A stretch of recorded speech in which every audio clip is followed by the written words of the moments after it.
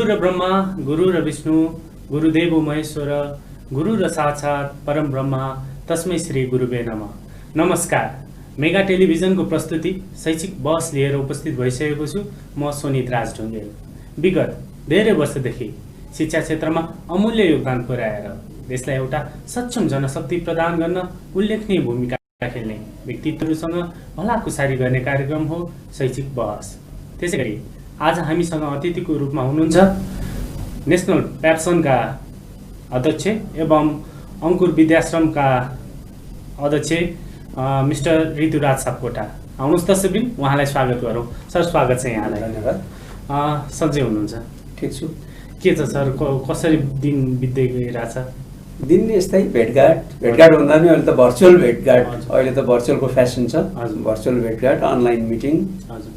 अब जिल्लामा अब हाम्रा सङ्गठनका साथीहरूसँगको सम्पर्क संवाद, अनि यही पनि अब सञ्चारकर्मी साथीहरूसँग संवाद। अब अप्ठ्यारो परिस्थिति छ। कोरोनाको जुन महामारीले गर्दाखेरि हामी जुन एउटा लकडाउनमा क्वारेन्टाइनमा बस्नुपर्ने भयो, यो अवस्थामा कस्तो थियो सरको अनुभव, कस्तो रहेछ?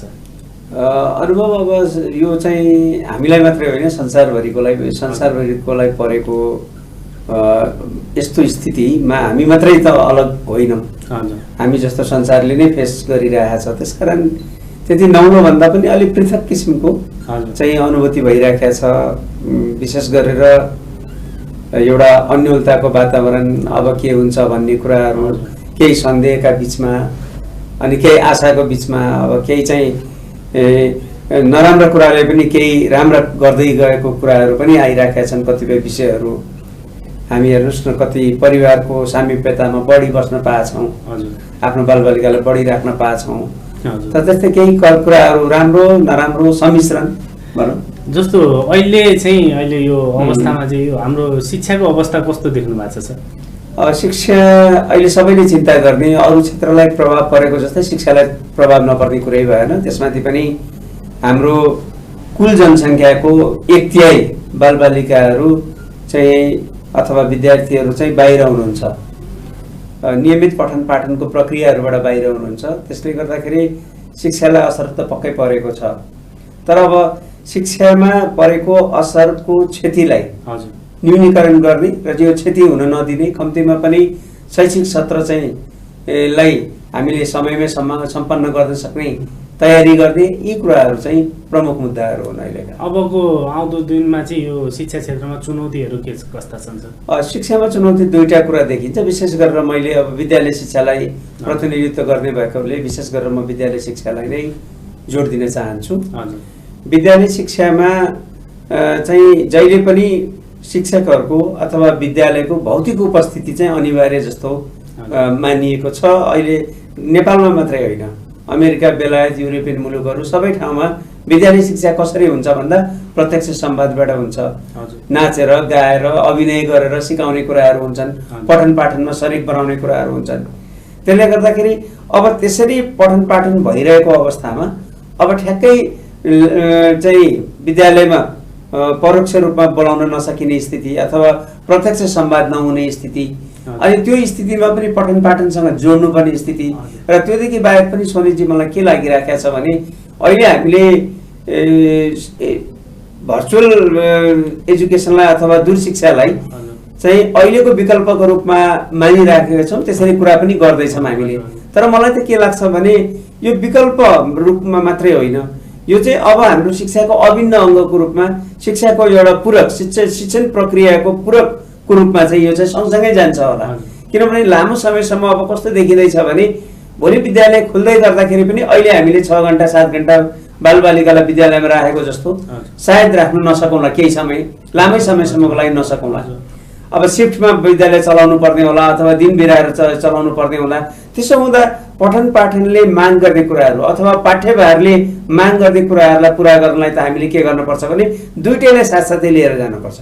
भौतिक उपस्थितिमा गर्ने पठन पाठनका प्रक्रियाहरू र भर्चुअल किसिमले जोडेर गर्ने प्रक्रिया, आधा यता गरियो भने आधा चाहिँ भर्चुअली कनेक्ट गरेर गर्ने कुराहरू आउँछ। त्यसले गर्दा यो फरक मोडलमा अब हाम्रो शिक्षालाई लानुपर्ने देखिएको छ र एक किसिमले भन्दा शिक्षाले रूपान्तरण खोजेको छ। जस्तो सरले भर्चुअल क्लासको कुरा गर्नुभयो, अनलाइन क्लासको कुरा गर्नुभयो, यो चाहिँ सम्पूर्ण विद्यार्थीमा चाहिँ सम्भव छ सर? सबैको चाहिँ पहुँचमा उपलब्ध गराउन सकिन्छ? भर्चुअल कक्षाको कुरा गर्दै जाँदा सबैको दिमागमा आउने कुरा भनेको चाहिँ प्रविधिको पहुँचकै कुरा हो। किनभने भर्चुअल कक्षा भनेको प्रविधि भनेको त्यसको इन्टिग्रल पार्ट, नहुने पार्ट।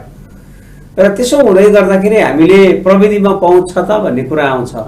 त्यसकारण अब शिक्षणको पठन पाठनलाई अहिले हामीले विद्यार्थीलाई कुनै न कुनै किसिमले जोड्न हतारो भइसकेका छ र प्रविधि चाहिँ उल्लेख्य मात्रामा अथवा सबैको पहुँचमा पुगेका छैन भने प्रविधिका पनि त विभिन्न सेगमेन्टहरू छन्। के चाहिँ पुगेको छबाट सुरु गर्नुपर्छ, के पुगेको छैन भनेर होइन। विद्यार्थी हाम्रा बालबालिका हाम्रा विद्यार्थी भाइ बहिनीहरूसँग के छ? किन अहिले तपाईँले ओभरनाइट अभिभावकलाई यो प्रविधि जोडिदिनुहोस् अथवा यो प्रविधि चाहिन्छ भनेर भन्ने स्थिति पनि छैन। अभिभावकहरूको क्रय शक्ति बिग्रेको छ, आम्दानीका बाटोहरू खुम्चिएका छन्। त यो स्थितिमा हामीले प्रविधिको माग गरेर मात्र पनि भएन। अहिले हामीले गर्नुपर्ने कुरा भनेको प्रविधि के छ हामीसँग, उपलब्ध प्रविधिलाई नै शिक्षासँग जोड्ने कुरा। जुन सहज हुन्छ त्यही अपनाउनु, जुन सहज हुन्छ, जुन बालबालिकासँग छ त्यहीसँग जोड्नुपर्छ। त्यसकारण सबैभन्दा पहिला हामीले चाहिँ डेटा चाहियो हामीलाई। हाम्रो विद्यार्थी, अभिभावक र घरमा भएको प्रविधिको डेटा चाहियो। त्यो डेटा आएपछि मात्रै हामीले चाहिँ कुन विद्यार्थीहरूलाई कुन किसिमले जोड्ने भन्ने कुरा चाहिँ सोच्न सकिन्छ। अब जस्तो यो कोर्स बुकको चाहिँ कोर्सहरू नै अगाडि बढिसकेको छ के छ यो जुन कोर्स यस्तो छ, विद्यार्थीलाई अल्झाइरा मात्र हो कि होइन अल्झाउने भन्ने कुरा होइन। किनभने टेक्स्ट बुक नै पढाउने कुरा त नहोला, पाठ्य पुस्तकै पढाउने कुरा नहोला, तर पाठ्यक्रमले केही कुरा चाहिँ दिशानिर्देश गरेको हुन्छ। पाठ्यक्रमको चाहिँ गोल के हो अथवा पाठ्यक्रमले चाहिँ कति चाहिँ सिकाउनु पर्ने कुराहरू जुन दिएको हुन्छ त्यसको अधीनस्थ बसेर हाम्रो अनलाइनका कार्यक्रमहरू, अनलाइन अफलाइन दिने विषयहरू चाहिँ त्योसँग जोडिन्छन्। यद्यपि अप्ठ्यारो छ, तर चुनौती त एउटा रमाइलो पक्ष पनि त हो नि। चुनौतीसँगै भिड्दै हामी गयौँ भने त अहिले नपुगौँला, अर्को वर्षसम्ममा त हामी फुल फ्लेजेड चाहिँ अनलाइन एजुकेसनलाई इस्टाब्लिस गर्न सकौँला। हाम्रा मूल्याङ्कनका प्रक्रियाहरूलाई पनि योसँग जोड्न सकौँला। यो अवस्थाले त सिकाएको विद्यार्थीलाई पनि, अभिभावकलाई पनि, इभन तपाईँको शिक्षकहरूलाई पनि त धेरैलाई आइडिया थिएन होइन। अब यो उसमा जस्तो सर, अब भनौँ हामी विद्यालय भनेपछि निजी र सामुदायिक दुईटै भयो, विद्यार्थी भनेपछि दुवैतिरका विद्यार्थी भए होइन। अब तपाईँहरू चाहिँ जस्तो चाहिँ अनलाइन क्लास, भर्चुअल क्लासबाट चाहिँ अगाडि बढाउँदै हुनुहुन्छ शिक्षालाई, तर तपाईँको सामुदायिक विद्यालयका विद्यार्थीहरूलाई चाहिँ त्योबाट वञ्चित गरिएको छ, सरकारले कुनै निर्णय गरेको छैन। यस्तो अवस्थामा चाहिँ उनीहरूले आफूलाई चाहिँ एउटा चाहिँ भनौँ न अलिकति चाहिँ हेपिएको हो कि होइन। अब जस्तो तपाईँको चाहिँ एउटै गाउँमा त तपाईँको सामुदायिकका पनि हुन्छन्, निजीका पनि हुन्छन्। अब निजीका चाहिँ इन्भल्भ छन् होइन। अब हामीलाई चाहिँ व्यवस्था गरेको हो कि भन्ने पनि भान भइरहेछ नि त्यो एउटा बाल मस्तिष्कमा। यसलाई चाहिँ कसरी लाने विचार गर्नु? त्यसलाई चाहिँ नेपाल सरकारले पनि शिक्षा विज्ञान तथा प्रविधि मन्त्रालयले असार 1 गतेदेखि कुनै न कुनै किसिमले बालबालिकालाई शैक्षिक गतिविधिसँग जोडेर लानुपर्छ, शैक्षिक सत्रलाई चाहिँ खेर जान दिन हुँदैन भन्ने सामान्य प्रधानमन्त्रीज्यूको पनि सम्बोधनका क्रममा आयो। त्यो आइसकेपछि शिक्षा विज्ञान तथा प्रविधि मन्त्रालयले 1 महिनाको लागि भनेर अहिले दूरशिक्षाको त्यो चाहिँ 5वटा मोडलमा विद्यार्थीहरूसँग के हुनसक्छ, टेलिफोन मात्रै हुने विद्यार्थी, टेलिफोनको साथमा रेडियो हुने विद्यार्थी होइन, त्यसै गरी टेलिभिजन हुने विद्यार्थी, अनि चाहिँ घरमा कम्प्युटर हुने विद्यार्थी, अनि इन्टरनेट कनेक्टिभिटी सहितको विद्यार्थी भनेर यो क्याटेगोरी छुट्याउनलाई यो भर्चुअल क्लासको एउटा कसरी लैजाने भनेर एउटा कार्यदिशा पनि निर्देशिका पनि बनाइएको छ। त्यो हामीसँग पनि सेयर गर्नुभएको छ उहाँहरूले। र असार 1 गतेदेखि सम्पूर्ण बालबालिका, देशभरि भएका बालबालिकासम्म पुग्ने भनेर सरकारले योजना पनि बनाएको छ। त्यसरी पुग्दै गर्छ। तर त्यो हुँदै गर्दा हामीले चाहिँ के आग्रह गरेका थियौँ भने 51 लाख बालबालिकालाई सरकारी विद्यालयमा, सामुदायिक विद्यालयमा हुने 51 लाख बालबालिकालाई जोड्ने नेपाल सरकारको दूरशिक्षा कार्यक्रम, जसले चाहिँ 1 महिनामा 25 करोडको बजेटमा त्यो सञ्चालन भइरहेको छ। अहिले करिब 1 हप्ता भयो। त त्यसमा चाहिँ उहाँहरूले 55 लाखलाई त्यो दिँदै गर्दा होइन, 51 लाखलाई दिँदै गर्दा 25 लाख निजी विद्यालयमा भएका विद्यार्थीहरू थोरै चाहिँ विभेदमा परे जस्तो पो छ अहिले त। किनभने त्यहाँबाट आउने श्रव्य दृश्य सामग्रीहरू चाहिँ त्यो एउटा माध्यमका हिसाबले नेपाली माध्यममा भए। अब निजी विद्यालय पनि देशकै कानुन अन्तर्गत हजुर। हैन शिक्षा विज्ञान तथा प्रविधि मन्त्रालयको मातहतका संस्थाहरूले नै अनुमति स्वीकृति दिएर त्यो चाहिँ माध्यम भाषाको रूपमा अङ्ग्रेजीलाई प्रयोग गर्न सकिने भन्ने आधारमा चलेको हिसाबले सरकारले राष्ट्रिय ढुकुटी खर्च गरेर बनाएको श्रव्य दृश्य सामग्रीहरू दुईटा भाषामा दिएको भए त्यसले चाहिँ समग्र 76 लाख बालबालिकालाई समेट्थ्यो। जस्तो हजुर चाहिँ नेसनल क्याप्सनको हजुर, अध्यक्ष हजुर। पनि हुनुहुन्छ, तपाईँको चाहिँ देशभरिका चाहिँ निजी विद्यालयको नेतृत्व गरिरहनु भएको छ। सधैँ उहाँहरूको चाहिँ हक अधिकारको लागि चाहिँ आवाज पनि उठाउनुहुन्छ हजुर, होइन। र यो चाहिँ तपाईँहरूले चाहिँ जस्तो चाहिँ तपाईँहरूले त निजी विद्यालय मात्र होइन नि त, तपाईँको चाहिँ राष्ट्रको शिक्षाको लागि पनि आवाज उठाउनु पर्ने हो। जुनमा चाहिँ सरले भन्नुभयो अलिकति तपाईँको चाहिँ के अरे निजी विद्यालयका विद्यार्थीहरूलाई चाहिँ सरकारले ती कुराबाट वञ्चित गरायो भनेर हजुर बोल्नुभयो। तर हजुरहरूले चाहिँ खोइ त अब चाहिँ निजी के अरे सामुदायिक विद्यालयहरूका विद्यार्थीहरूको बारेमा पनि उनीहरूलाई कसरी गर्ने भनेर आवाज उठाएको त देखिँदैन। हजुरहरू त सरकारको निर्णयलाई मात्र पुरिरहनु भएको छ, सरकारले सोच्छ, सरकारको कर्तव्य हो। तर तपाईँहरूको त हरेक विद्यार्थी र हरेक शिक्षाको बारेमा त हजुरले बोल्नुपर्छ नि त, यसमा खोइ त आवाज उठायो। त्यो हामीले आवाज उठाएका छौँ। किनभने जब चैत महिना बित्यो र वैशाख पनि बितिसकेपछि, वैशाख करिब आधा अवधि भएपछि हामीले केही विद्यालयहरूमा चाहिँ अनलाइनका अभ्यासहरू सुरु गर्यौँ। वैशाखको आधा अवधि भएपछि जहाँ चाहिँ त्यो सम्भव थियो त्यो विद्यालयहरूबाट सुरु गर्यौँ। अब यो त हजुरहरू चाहिँ अनलाइनबाट अगाडि बढ्दै गर्ने, अब तपाईँको चाहिँ भोलि सरकारले चाहिँ ठोस कदम केही चालेन भने सामुदायिक विद्यालयहरू चाहिँ 1 वर्षको ग्याप हुने हो कि भन्ने डर त्यस्तो हुन दिनु हुँदैन। बालबालिका भनेको नेपालकै बालबालिका हो। त्यसै कारण पनि हामीले वैशाख 15 गतेपछि हाम्रा विद्यालयहरूमा अनलाइन भर्चुअल क्लासहरू जोड्दै गर्दा पनि हामीले निरन्तर सरकारलाई के भन्यौँ भने यो भर्चुअल क्लासलाई चाहिँ मान्यता देऊ। भएन भर्चुअल क्लासलाई मान्यता दिनुको अर्थ के हो भने सरकारी विद्यालय सामुदायिक विद्यालयमा पनि त्यो सुरु गर्नुपर्छ। यसलाई पाठ्यक्रमसँग जोडेर लानुपर्छ, पठन पाठनको सिकाइका प्रक्रियासँग गाँसेर लानुपर्छ भनेर हामीले भन्यौँ। सम्भवतः हामीले भन्यौँ र हामीले चाहिँ अलिकति थोरै प्रोएक्टिभ भएर सुरु पनि गर्यौँ। सम्भवतः हामीले अभ्यास गरेका कारणले पनि सरकारलाई त्यो गर्न त्यो कदम चाल्नलाई एक किसिमको दबाब पनि भयो होला। त्यसकारण कुनै दबाबले चाहिँ सकारात्मक परिणाम ल्याउँछ भने त त्यो कुरा त राम्रै हो नि। किन हामी पनि चिन्तित छौँ। र तपाईँले भन्दै गर्दा अहिले निजी विद्यालयमा पढ्ने बालबालिकाहरू पनि छरिनु भएको छ, गृह जिल्ला जानुभएको छ होइन। आफ्नो गृह जिल्लामा जाँदाखेरि उहाँहरूसँग यहाँ भएको प्रविधि पनि त त्यहाँ नहुन सक्छ। त्यो स्थितिमा त सरकारले पस्केको, सरकारले अफर गरेको कुरासँग उहाँहरू जोडिनु पर्यो नि त। सरकारले बनाएको श्रव्य दृश्य सामग्री सबैको लागि भइदिएको भए के गर्थ्यौँ भने हामी फोन सम्वाद गरेर भए पनि बाबु नानी त्यो कार्यक्रमलाई हेर्नु बस्नु। तर अहिले चाहिँ के हुन्छ भने उहाँहरू बस्नु त हामीले निर्देशन गरेका छौँ। सबै अभिभावकज्यूहरूलाई भनेका छौँ त्यो राम्रो कार्यक्रम छ, सरकारले बनाएको कार्यक्रम हो, पाठ्यक्रम एउटै हो र नेपाली भाषामा चाहिँ नेपाली भाषा त हामी बुझ्छौँ त, माध्यम पो अङ्ग्रेजीमा दिने हो त, परीक्षा बुझ्न त नबुझिने होइन भन्दाखेरि पनि विद्यार्थीहरूले हाम्रा बालबालिकाले चाहिँ अलिकति असहज, किनभने माध्यम नै फरक भएपछि अलिकति हामीलाई मिलेन। त्यसकारण हामीले के आग्रह पनि गर्यौँ भने कमसेकम 2वटा भाषामा बनाउन सकिन्न भने पनि क्याप्सन अङ्ग्रेजीमा लेखिदिने अथवा नोटहरू चाहिँ अङ्ग्रेजीमा पनि नेपालीमा पनि अङ्ग्रेजीमा भइदियो भने सबैको लागि हुन सक्छ भन्ने कुरा। जस्तो अनलाइन क्लास जुन भर्चुअल क्लास यहाँहरूले चलाइरहनु भएको छ, यसमा तपाईँको चाहिँ पहुँच हुँदाहुँदै पनि अभिभावकहरूको खासै रुचि छैन।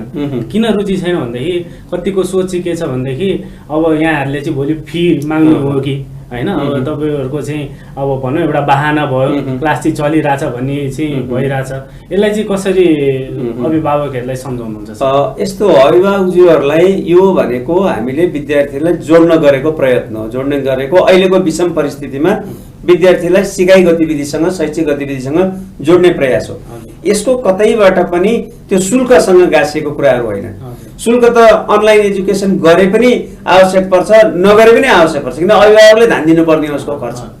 दुईटै बाटाहरू त छन्, कि सरकारले गरिदिनु पर्यो कि अर्को स्रोत हुन पर्यो, बाह्य स्रोत हुन पर्यो कि अभिभावकले गर्न पर्यो।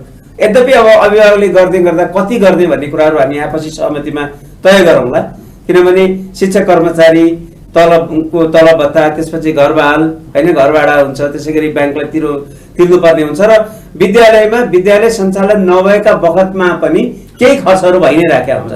त त्यो सबैको व्यवस्थापन गर्नलाई न्यूनतम शुल्क कति लिनुपर्छ त होइन। एउटा मासिक शुल्कको रूपमा चाहिँ त्यो कुरा आउने वातावरण बन्न सक्नुपर्छ, त्यो दायित्वमा पर्छ अभिभावकज्यूहरूको।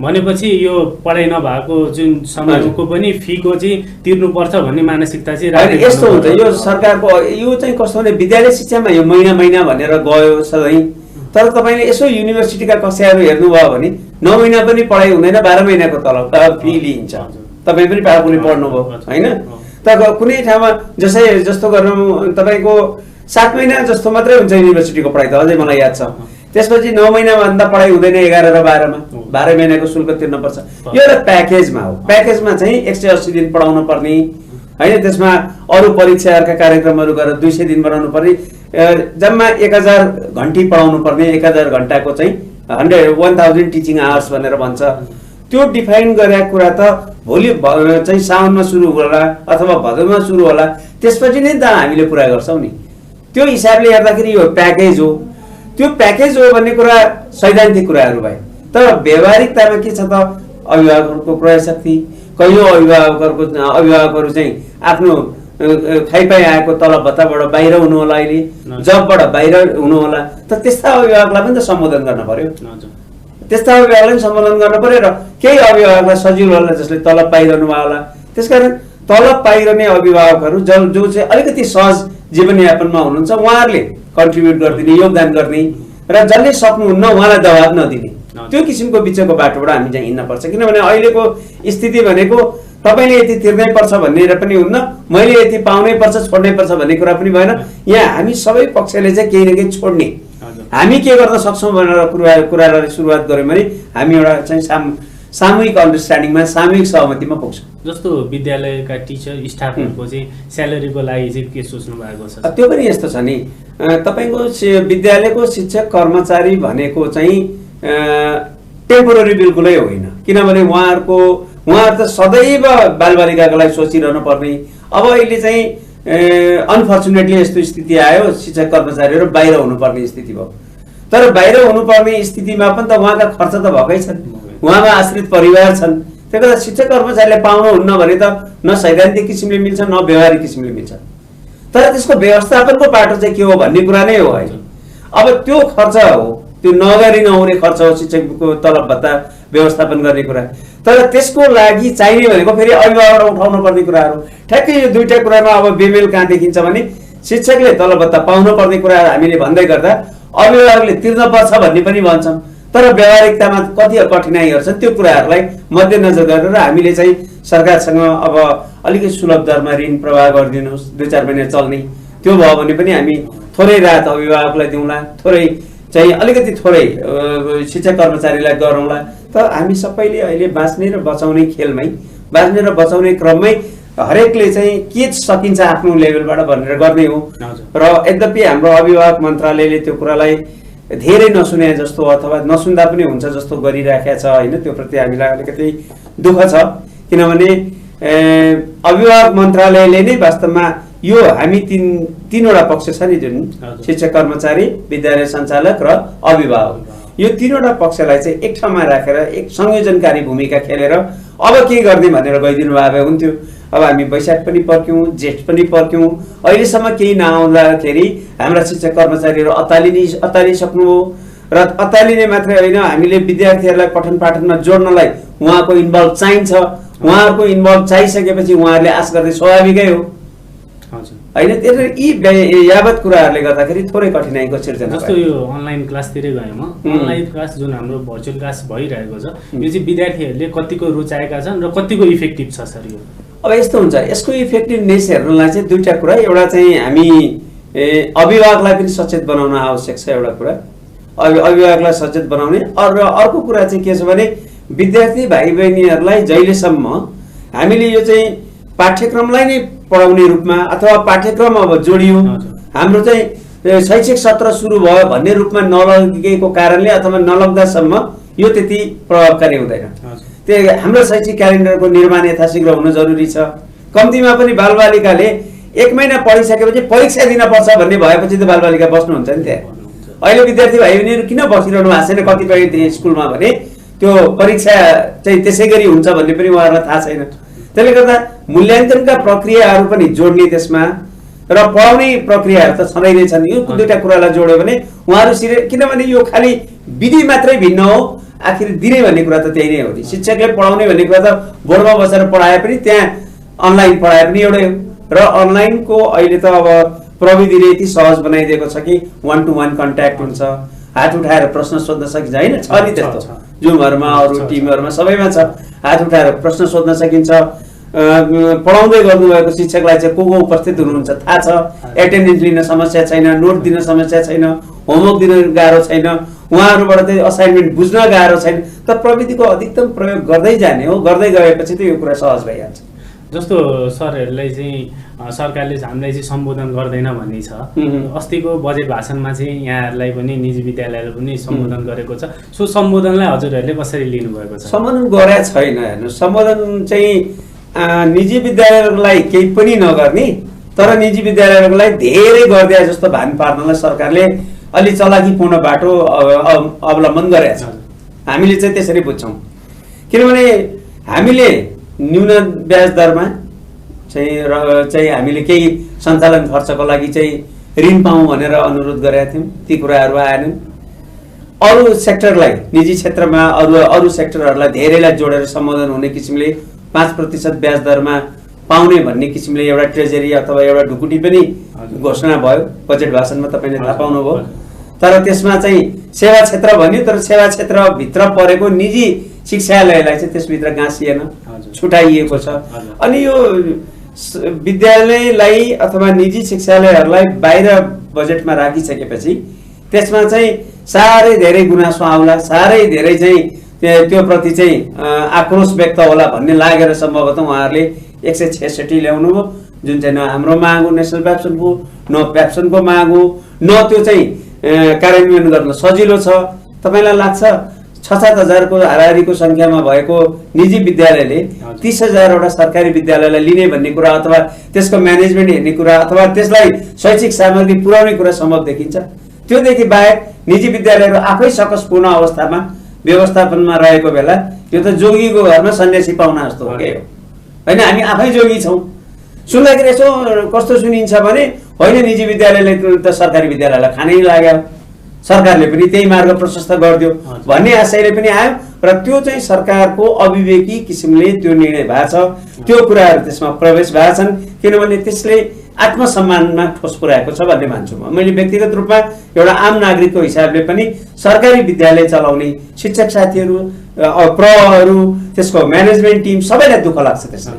त्यसकारण यो चाहिँ एउटाले अर्कोको आत्मसम्मानलाई चाहिँ हामीले रेस्पेक्ट गर्यौँ अथवा आत्मसम्मानलाई मान्यौँ भने मात्रै एकअर्कामा राम्रो हुने कुरा हुन्छ। त्यसदेखि बाहेक त सरकारी विद्यालयसँग सिक्ने कुराहरू, निजी विद्यालयसँग भएका असल र राम्रा अभ्यासहरूलाई त्यो ट्रान्सफर गर्ने कुरा त जहिले पनि जीवन्त हुन्छ नै, हुनु पनि पर्छ। जस्तो सर अब चाहिँ भनौँ न यतिका दिनसम्म बन्दहरू भयो होइन, अब भोलि चाहिँ छिटै खुलेको अवस्थामा, नर्मल भएको अवस्थामा चाहिँ यो शिक्षा कसरी जान्छ त सर? यसले जुन लकडाउनले जति असर गरेको छ, यो बन्दले जति, अब भोलि चाहिँ कसरी लाने? अब खुलेको अवस्थामा के हुन्छ भने जब जनजीवन सामान्य हुन्छ, जनजीवन सामान्य नभइकन यसको हामीले कल्पना पनि गर्न सक्दैनौँ।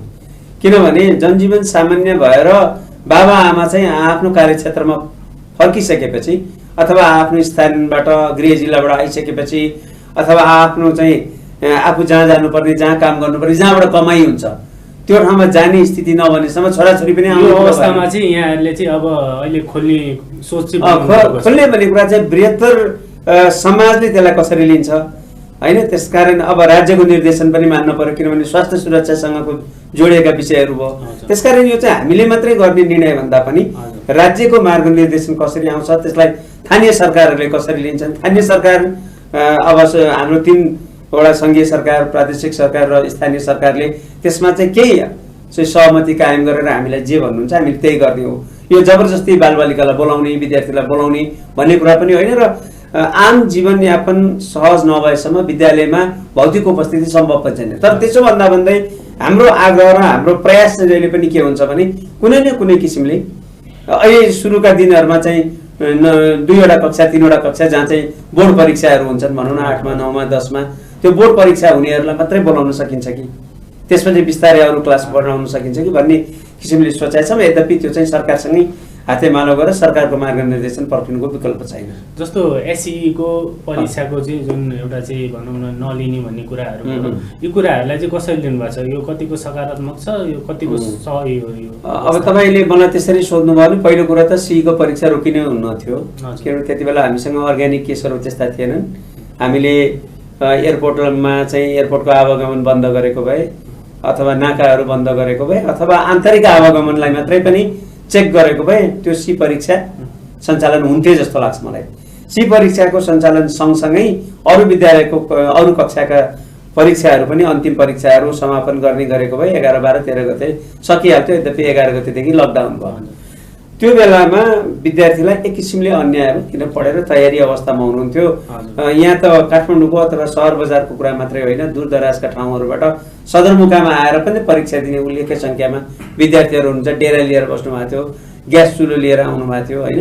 त यी सबै कुराहरू हेर्दाखेरि त्यो बेला अब कुन किसिमको रिकमेन्डेसनले काम गर्यो अथवा स्वास्थ्यको चाहिँ के कस्तो सिफारिसका कारणले अथवा अलार्मिङ सिचुएसन के त्यस्तो देखियो जसका कारण रोकियो, त्यो आफ्नो ठाउँमा छ। यद्यपि त्यो मलाई जस्टिफाई हुन्छ जस्तो लाग्दैन आजको दिनमा हेर्दै जाँदाखेरि, किनभने त्यति बेला बन्द गर्दै जाँदा त अब त हामीले 6 महिनै बोल्न सक्दैनौँ, त्यही भन्ने हो होइन। त्यति बेला जुन सहज स्थितिमा त हामीले त्यसरी लकडाउन गर्दै जाँदा अब लकडाउन खुल्नुपर्ने कुनै पनि जस्टिफिकेसन हुँदैन। त्यसको अर्थ के त्यति बेला लकडाउन भएको गलत भयो होला होइन, कि अहिले नभएको गलत हुँदैछ कि? त्यसले गर्दा यो समयले देखाउला। यो एसईको मार्क्स चाहिँ कसरी दिने सोच त्यही त। अब सीको परीक्षालाई रोकिसकेपछि सीको परीक्षा स्थगित भयो, किनभने अधिकांश देशहरूमा स्थगित भए परीक्षा रद्द गरिएन र कतिपयले आन्तरिक मूल्याङ्कनलाई आधार माने, जसको चाहिँ सेट स्ट्रक्चर थियो, जस्तै ए लेभल होइन, आइबीआरका जसको चाहिँ इन्टरनल इभ्यालुएसनका सिस्टमहरू असाध्यै राम्रो बनेको छ, त्यहाँ चाहिँ आन्तरिक मूल्याङ्कनबाट हुने पनि गरियो र अनेकौँ देशमा चाहिँ बोर्ड परीक्षाहरू चाहिँ स्थगित भए। छिमेकी देश इन्डियामा पनि स्थगित भयो। त्यो अब जुलाई 1 देखि हुने भनेर त उहाँहरूले निकालिसक्नु भएको छ। बिचमा एउटा परीक्षा तपाईँले देख्नुभयो, केरला बोर्डले पुरै परीक्षा लियो पनि। एकदम आफ्ना देशका आफ्ना मोडलहरू हुन्छन्। त यो सीको परीक्षा चाहिँ रोकियो, अब फेरि हुने सम्भावना देखिएन भन्ने त्यस्तो परिस्थिति जन्य स्थितिमा सरकारले यसलाई यो वर्षको लागि खारेजै गर्यो, यो वर्षको लागि नलिने नै भन्यो। तर नलिने भनेपछि पनि फेरि अन्यलता फेरि यथावत भयो। मूल्याङ्कन हामी कसरी गर्छौँ त? अब सिम्पली नेपाल सरकारको प्रवक्ताले के भन्नुभयो भने निर्णयमा के लेखिएको छ त ठ्याक्कै मैले हेर्न पाएको छैन, तर के उहाँले बाहिर आएर भन्नुभएको कुरा के छ, विद्यालयले लिएको अन्तिम परीक्षालाई आधार मानेर भनिदिनु भयो। त अन्तिम परीक्षालाई आधार मान्दा अन्तिम परीक्षा 3 महिना अगाडि भयो होला। अन्तिम परीक्षा सकेपछि 3 महिना मेरो बोर्ड परीक्षा भनेर मेहनतका साथ तयार हुनुभएको बालबालिकालाई त्यो अन्तिम परीक्षालाई आधार मान्ने हुने अन्याय हुन्छ कि हुँदैन? त्यसरी बुझ्नु पर्यो नि त हामी। होइन जस्तो अनिखेरि जुन यो मूल्याङ्कन गर्ने विषयमा पनि सरहरू जस्तो चाहिँ भनौँ न टिचरहरूलाई चाहिँ अभिभावकबाट पनि मेरो चाहिँ छोराछोरीको चाहिँ राम्रो मार्क्स हालिदिनुपर्छ, ए हालिदिनुपर्छ, A+ हालिदिनुपर्छ भन्ने चाहिँ दबाब पनि आइरहेछ भन्ने सुनेको छु कि त्यसो कतै कतै हामीले सुन्छौँ। यद्यपि त्यो कुरा शिक्षण संस्थाबाट नहोला र आदरणीय अभिभावकज्यूहरूले पनि त्यो नगर्नु होला। जस्तो तपाईँको A+ यति आयो होइन, ए यति आयो भनेर चाहिँ तपाईँहरूको जुन भनौँ न विद्यालयले पनि बाहिर चाहिँ प्रचारबाजी गर्ने चाहिँ जुन होडबाजी छ पहिला पहिला गरेका छन् हो, त्यो कुराहरूलाई पनि चाहिँ निरन्तरता दिनको लागि चाहिँ के अरे अलिकति मार्क्स चाहिँ बढाएर चाहिँ रिजल्ट निकाल्ने हुन् कि भन्ने यसको त त्यो कुराले अर्थ नराख्ला है। तर मैले त्यही अघि जोड्न खोजेको के थियो भने अब अहिले त्यति बेला अन्तिम परीक्षा भनियो, अन्तिम परीक्षा नै भनेको भए अन्तिम परीक्षामा कति ग्रेड तलमाथि मिलान गर्नु पर्ला, किनभने सबै विद्यार्थीहरूले बोर्ड परीक्षाको लागि तयारी गर्नुहुन्छ, किन हामीलाई त्यो अनुभव छ। यद्यपि विद्यार्थीको नाताले विद्यार्थीले सबै परीक्षामा उत्तिकै महत्त्व दिनुपर्ने हो, त्यो त सिद्धान्त त हो। तर हामीले पनि पढ्दाखेरि हामीले जुन एसएलसी भनेर जति मेहनत गर्यो फाइनलको लागि चाहिँ म राम्रो गर्छु र राम्रो गर्नु पनि भएको हुन्छ। त्यसले गर्दा अब अन्तिम परीक्षालाई मात्रै आधार मान्यो भने विद्यार्थीलाई अन्याय हुन्छ। अब त्यसलाई सम्बोधन कसरी गर्छौँ भन्ने कुरा छँदैछ र फेरि त्यसपछि के कुराहरू आइरहेछ भने विद्यालयले गरेको आन्तरिक मूल्याङ्कनका आधारमा भन्ने कुरा फेरि नौलो आयो। अब आन्तरिक मूल्याङ्कन पनि थोरै अप्ठ्यारो के हो भने कक्षा 9 सम्म हाम्रो आन्तरिक मूल्याङ्कन हुन्छ, किन धेरै किसिमका परीक्षाहरू हुन्छन्, किन हामीले त आफ्नै कक्षामा 7बाट 8मा 8बाट 9मा 9बाट 10मा लानुपर्ने हुन्छ। तर 10मा आन्तरिक मूल्याङ्कनमा हामी त्यति सिरियस भए हुँदैनौँ, किनभने बोर्ड परीक्षा छँदैछ, उसैले हेरिहाल्छ भनेर आन्तरिक मूल्याङ्कनका प्रक्रियाहरू चाहिँ अलिक कम हुन्छन्। त्यसले गर्दा सबै विद्यालयमा त्यो आन्तरिक मूल्याङ्कन भएका छैनन् वर्षभरिको भने त्यहाँ पनि असहज स्थिति भयो। र अब अल सरकारले अहिले के भनिरहेको छ भने कार्यविधि अनुसार हुने भन्नुभएको छ। त एउटा हामीसँग राष्ट्रिय परीक्षा बोर्ड जस्तो प्राविधिक एउटा कार्यालय छ, त्यसमा प्राविधिक व्यक्तिहरू हुनुहुन्छ, असाध्यै बुझेको परीक्षालाई बुझेकोले नेतृत्व गरिरहनु भएको छ भने पहिले कार्यविधि बनेर निर्णय गरिदियो भने त हुन्थ्यो नि। अब निर्णय भयो 20 दिन भइसक्यो, हेर्नुहोस् कार्यविधि बन्ने सुरसारै छैन। अब भर्खर मैले अस्ति बिहिबारको दिन चाहिँ कार्यविधिको लागि एउटा समिति बनेको भन्ने छापामा आएको छ र त्यसले 3 दिनको टाइम भन्नाले आज सम्भवतः त्यो चाहिँ कार्यविधिहरू बाहिर आयो होला। तर कार्यविधि आयो भने त्यसले चाहिँ हामीलाई थोरै सहज होला, अन्यलता हटाउला, तर कुनै पनि नाममा बालबालिकालाई अथवा विद्यार्थीहरूलाई अन्याय नहोस् भन्ने कुरा चाहिँ हो। जस्तो अलिकति केही समय अगाडि यहाँहरू भनौँ न निजी विद्यालयका सञ्चालकहरूले चाहिँ एडमिसन लिन पाउनु पर्यो, यो कुरा खुलाउनु पर्यो भन्ने कुराहरू पनि माग गर्दै आउनुभयो। यो अवस्थामा एडमिसन गर्न चाहिँ त्यति उपयुक्त होला त? यो एडमिसनलाई अलिक फरक ढङ्गले बुझ्नुपर्छ। अरू वर्षको एडमिसन र यो वर्षको, यद्यपि एडमिसन भन्नाले जस्तै 2 किसिमको एडमिसन हुन्छ। एउटा नितान्त नयाँ विद्यार्थी आउने, एउटा आफूसँगै पढिरहेको विद्यार्थी आएर अर्को कक्षामा नाम लेखाउने, त्यो चाहिँ भर्ना नभएर त्यो चाहिँ एउटा दर्ता गरे हो अर्को कक्षामा। त्यो हुँदाखेरि सरकार ऐन तथा नियमले दिएअनुसार वार्षिक शुल्क तिर्ने कुराहरू त्यो आफ्नो ठाउँमा छन्।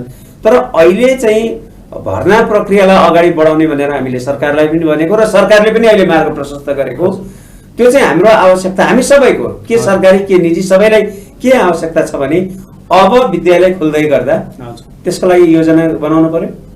योजना बनाउनलाई कुन कक्षामा कति विद्यार्थी हुने भन्ने थाहा त पाउनु पर्यो, किनभने अहिले मैले भनिहालेँ विद्यार्थीहरू छरिनु भएको छ। अब उहाँहरूको आउने सम्भावनाहरू के छ त? कुनै पनि विद्यालयले आफ्नो विद्यार्थी कति हुन्छ भन्ने सङ्ख्या यकिन गर्नलाई, कक्षामा कति विद्यार्थीहरू हुनुहुन्छ भन्ने यकिन गर्नलाई, त्यो नभएदेखि फेरि प्लानिङमा असर गर्छ। वर्षभरिको प्लानिङ अप्ठ्यारो हुन्छ, कोठा कति चाहिएर शिक्षक कर्मचारी कति चाहिने भयो त्यो पनि त थाहा हुँदैन। मानौँ कुनै अमुक विद्यालयमा 400 विद्यार्थी, तर चाहिँ अब अनफर्चुनेटली त्यस्तो नहोस् कुनै विद्यालयमा, तर 200 मात्रै आउने स्थिति भयो भने शिक्षक कर्मचारीको त पहिले व्यवस्थापन गर्नु पर्यो नि त। 200 जनालाई अब त्यो 400 पढाउने चाहिँ म्यान पावर अथवा जनशक्ति 200 मात्रै आउने स्थिति भयो भने त म्यान पावर त होल्ड गरेर राख्न सक्ने स्थिति हुँदैन। त्यसकारण एउटा विद्यालयमा कति विद्यार्थी हुने भन्ने पहिचान गर्न, त्यो जानकारी पाउनलाई गरिएको प्रयास हो। यसलाई सरकारले पनि सम्बोधन गरेको छ र भर्ना गर्दा सहज हुने अभिभावकले केही कुरा तिर्दिनुहुन्छ हैन, किन अभिभावकलाई सबै कुरो थाहा छ, शिक्षक कर्मचारीलाई दिनुपर्छ भन्ने थाहा छ। घरबाट लिएको यही हाम्रै छोराछोरीको लागि विद्यालयले त्यत्रो ठाउँको भाडा तिरिरहेछ भन्ने पनि थाहा हुन्छ हैन। त्यो त्यत्रो घर त उसलाई त चाहिने होइन नि, तर त्यत्रो घर त्यत्रो जग्गा चाहिँ बालबालिकाका लागि होल्ड गरेर राखे, त्यसलाई पनि हामीले चाहिँ कन्ट्रिब्युट गर्नुपर्छ, योगदान गर्नुपर्छ भन्ने कुरा त छ। त्यसले गर्दा खर्चको व्यवस्थापन कसरी हुन्छ भन्ने कुरा नै प्रमुख कुरा हो। अहिले अभिभावकहरू अप्ठ्यारोमा हुनुहुन्छ, मैले 2टा मोडल देखेँ। सजिलो हुने अभिभावकले तिर्नुहुन्छ, अप्ठ्यारो हुने अभिभावकहरूलाई हामी दबाब दिन्नौँ। प्रश्न भने मैले प्याप्सनसँग पनि हाम्रो पनि त्यही नीतिगत निर्णय छ, अप्ठ्यारोमा हुनुभएको अभिभावकलाई दबाब दिने काम हुने छैन। तर अब धेरै नै अप्ठ्यारोमा हुनुहुन्छ, फेरि धेरै अभिभावकहरूको तिर्ने स्थिति बनेन भने त फेरि त्यो खर्चको दायित्व त सरकारले कुनै न कुनै किसिम लिनु पर्यो कि हामीलाई ऋण दिनु पर्यो। त्यही एउटा 2टा कुरादेखि बाहेक अरू केही छैन। हामी कार्यक्रमको अन्त्यतिर आइसकेका छौँ। सर, हाम्रो चाहिँ शैक्षिक बहस हेरेर बस्नुभएका विद्यार्थी, अभिभावक, दर्शकबिनहरूलाई चाहिँ सरको तर्फबाट के सन्देश दिन चाहनुहुन्छ? आदरणीय दर्शकवर्ग, हाम्रा अभिभावकजीहरू, विद्यार्थी भाइ बहिनीहरू, अहिले चाहिँ विशेष गरेर हामीले बालबालिकाको मनस्थितिलाई बलियो बनाउने, बाल मनोविज्ञानलाई बिग्रिन नदिने, भत्किन नदिने, अनि यस्ता महामारी मानव सभ्यताले पटक पटक बेहोरिआएको र हरेकपल्ट मानव सभ्यताले महामारी उपर विजय प्राप्त गरेको भन्ने सन्देश दिँदै हाम्रा बालबालिकालाई बलियो बनाउने, अझ पठन पाठनका लागि उत्साहित बनाउने, तयारी बनाउने र आफ्नो यो अहिले प्रकृतिले जुराइदिएको सबै आदरणीय अभिभावकजीहरू, आम नागरिकहरूले जुन सबैभन्दा बढी आफ्ना छोराछोरीसँग सामिप्यता पाउनु भएको छ, यो सामिप्यताको लागि पनि हैन हामीले चाहिँ प्रकृतिलाई नै हार्दिक धन्यवाद पनि दिउँ। यसले राम्रा कुराहरू लिएर आउन्, सकारात्मक सोचहरू अगाडि बढौँ भन्ने नै मैले अनुरोध गरेँ। धन्यवाद। यस्तो अवस्थामा पनि सरले आफ्नो अमूल्य समय निकालेर हामीलाई चाहिँ समय दिनुभयो, यसको लागि सरलाई धेरै धेरै धेरै धन्यवाद छ। हस्, धन्यवाद। आफ्नो कुराहरू राख्ने, केही सम्प्रेषण गर्ने, सेयर गर्ने अवसर दिनुभएकोमा मेगा टिभी परिवारप्रति हार्दिक आभार व्यक्त गर्दछु। धन्यवाद। दर्शकबिन, उहाँ हुनुहुन्थ्यो नेसनल प्याप्सनका अध्यक्ष, अङ्कुर विद्याश्रमका अध्यक्ष मिस्टर ऋतुराज सापकोटा। र अहिलेको शिक्षा अवस्था, कोरोनाको बेलाकोमा चाहिँ बजारमा चाहिँ शिक्षा बारेमा चाहिँ फैलिएका हल्लाको विषयमा हामीले धेरै कुराहरू गऱ्यौँ। आगामी कार्यक्रममा पनि यस्तै व्यक्तित्वलाई लिएर उपस्थित हुने बाचाका साथ बिदा हुन चाहन्छु। नमस्कार।